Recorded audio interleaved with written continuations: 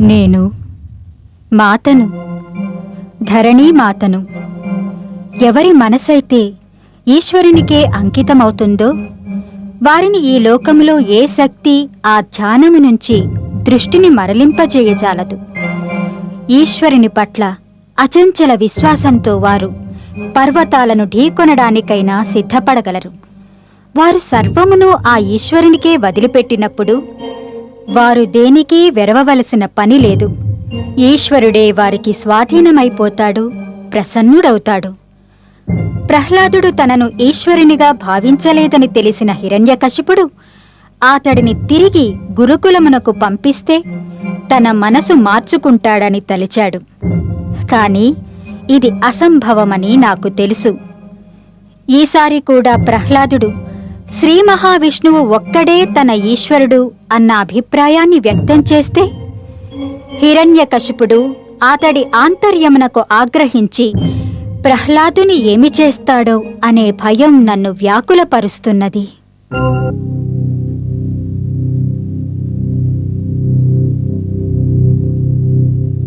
మహారాణికి జయము. తమరు నన్ను పిలిపించారట? అవును చిత్ర, రాజకుమారుడు ప్రహ్లాదుడు సభాభవనమునకు రాబోతున్నాడట. నీవు రాజభవనం వెలుపల నిలబడి వాని కోసం నిరీక్షించు. వాని రథం వచ్చిన వెంటనే వానికి నా మాటగా చెప్పు. అతడు రాజభవనానికి వెళ్లే ముందు నన్ను కలుసుకోవాలని చెప్పు. తమ ఆజ్ఞ మహారాణి. చూడు, అతడు నన్ను కలుసుకోకుండా సభకు వెళ్లడానికి వీల్లేదు. మహారాణి, అలాగే తమ ఆజ్ఞ పాటిస్తాను.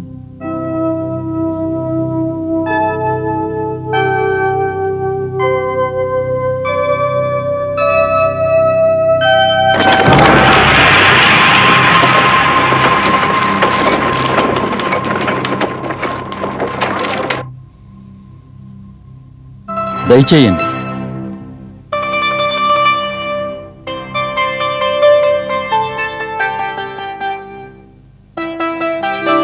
సారథి పద. రాకుమారునికి జయము. ఏమైనది? తమరు సభామందిరానికి వెళ్లే ముందు తమరు ఆమెని అవశ్యం కలుసుకోవాలని రాజమాత ఆజ్ఞాపించారు. గురువర్యులారా, తమరు అతిథి గృహంలో విశ్రమించండి. నేను మాతని కలుసుకొని వస్తాను.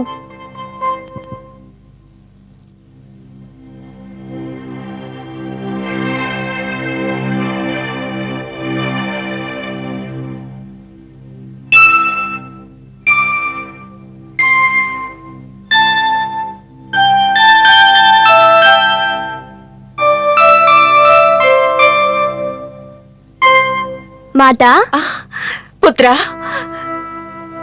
ప్రియమైన పుత్ర, నా ప్రాణమా, నా జీవన జ్యోతి, ఒక్కసారి ఈ అమ్మ మాట ఒక్కసారి వినవా? ఆదేశించండి మాతా. నీకోసం కాకపోయినా నా చిన్ని తండ్రి, మీ అమ్మ కోసం మనస్ఫూర్తిగా కాకపోయినా కేవలం నా సంతోషం కోసం ఒక్కసారి నీ నోటితో నీ పితృదేవులను భగవంతుడని పిలువు పుత్ర. మనసులో ఏమున్నా పర్వాలేదు. మాతా, ఇప్పుడొక మాట నేనడగనా? ఏమిటి? ఎవరైనా ఒక విషయం మాట్లాడినప్పుడు మనసులో ఒక విధంగాను భావిస్తూ నోటితో మరొకటి చెబితే అలాంటి వారిని ఎవరైనా ఏమంటారు? అటువంటి వ్యక్తిని వంచకుడని అంటారు కదా. మాతా, తమరి ఉద్దేశం తమ పుత్రుడు, తమ నయన జ్యోతి ఒక చరిత్రహీనుడిగా మారిపోయి నోటితో ఒకటి మాట్లాడి మనసులో ఒకటి దాచుకోవాలా? కాని పుత్ర, వారు నిన్ను వధిస్తారు, ప్రాణాలతో నిలువనియ్యరు.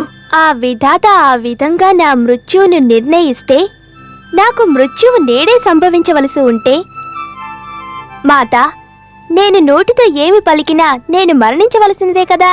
ఒకవేళ నేడు నాకు మరణము లేకపోతే నేను ఏ విధంగా పలికినా నన్నెవ్వరూ నేడు వధించలేరు.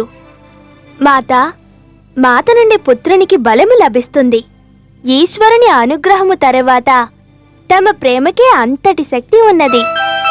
పదండి మాతా, పితృదేవులు ఎదురుచూస్తూ ఉంటారు.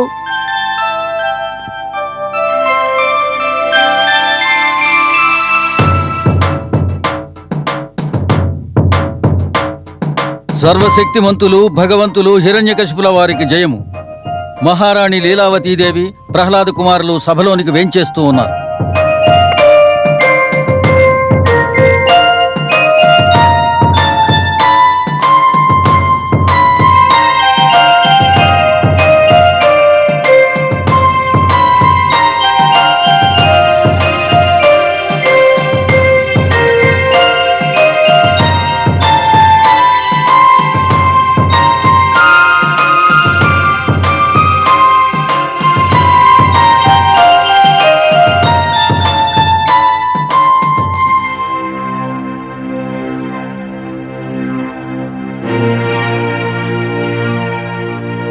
నేను పూజ్యులైన పితృదేవుల దర్శనముతో ధన్యుడనయ్యాను.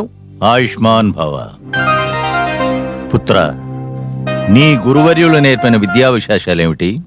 పితృదేవా, నా గురువర్యులు తమకు తెలిసిన విద్యనంతా నాకు నేర్పించారు. నేను విద్యకు సంబంధించి ఏ అంశం గ్రహించగలిగినా ఆ కీర్తి నా గురువర్యులకే. ఒకవేళ ఏ అంశమైనా నేను గ్రహించలేకపోయి ఉంటే ఆ దోషమంతా స్వయంగా నాదే.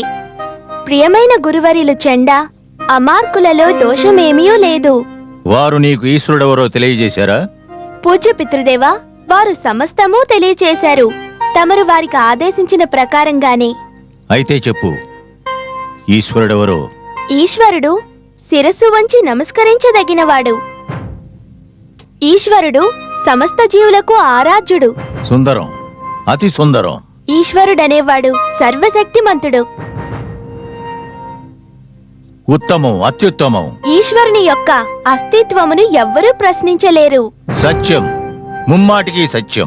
ఈశ్వరుడెవరో నేను చూడగలుగుతున్నాను. అతడు సర్వాంతరయామి. ధన్యుడు పుత్ర, ధన్యుడివి. చెప్పు, చెప్తూనే ఉండు, చెప్తూనే ఉండు. ఈశ్వరుడు నా హృదయంలోనే దాగి ఉన్నాడు. ఈశ్వరుడు నా సమక్షములోనే ఉన్నాడు. నాకు సంతోషంగా ఉంది, చాలా సంతోషం. ప్రహ్లాద కుమారులకు జై! ప్రహ్లాద కుమారులకు జై! ప్రహ్లాద కుమారులకు జై! ప్రహ్లాద కుమారులకు జై! ప్రహ్లాద కుమారులకు జై! ఆనందం పరమానందంగా ఉన్నది. పుత్ర, నా మనసు నీ సుందరమైన వాక్కులకు పరవశిస్తూ ఉన్నది. చివరికి నువ్వు భగవంతుడైన ఈశ్వరుడిగా ఈ హిరణ్యకశిపుని స్వీకరించావన్నమాట. నేనలా అనలేదు పితృదేవా. తమరు అనుమతిస్తే నేను తెలియజేస్తాను ఈశ్వరుడు ఎవరు అని. ఏమిటి నువ్వంటున్నది? నేను నీకు పూజ్యుడును కానా ప్రహ్లాదా? తప్పకుండా. మరి తమరు నా పితృదేవులు మహారాజా. పితృదేవులు కుమారునికి పూజనీయులే అవుతారు. మరి నీవే చెప్పావు కదా, ఈశ్వరుడనేవాడు సర్వశక్తిమంతుడని. ఆ ఈశ్వరుడిని ఇప్పుడు నువ్వు చూస్తున్నావు. ఈశ్వరుడిప్పుడు నీ సమక్షంలోనే ఉన్నాడు. పైగా నేనే సర్వశక్తిమంతుడను. నన్ను నీవు చూడగలుగుతున్నావు ప్రత్యక్షంగా. అది సత్యమే పితృదేవా. నేను తమను చూడగలుగుతున్నాను. నా సమక్షమందే ఉన్నారు. కానీ నా మనసు వేరొకరి లీలను గాంచుతున్నది. నా మనోనేత్ర పలకమందు వేరొకరున్నారు. ఎవరిని చూస్తున్నావు నీవు? ఎవరు నీ మనోఫలకం నందు కదలాడుతున్నది చెప్పు. నా మదిలో నివాసం ఉన్నవాడు నా సర్వేశ్వరుడు. ఎవరు నీ ఈశ్వరుడు? అతడందరికీ ఈశ్వరుడు. వానికి జన్మ లేదు. సనాతనుడు, అనంతుడు. మూర్ఖుడా, ధూర్తుడా, వాని పేరుని చెప్పుము. సహస్రనామములున్నవి. జనార్దనుడు, జగదీశ్వరుడు, పరమేశ్వరుడు, సర్వేశ్వరుడు, వాసుదేవుడు. అయితే అన్నిటికంటే నాకిష్టమైన పేరు విష్ణువు, మహావిష్ణువు.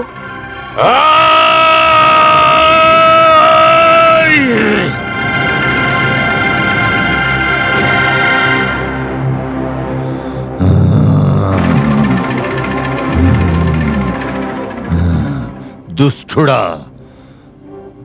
దుర్మతి, అభాగ్యుడా,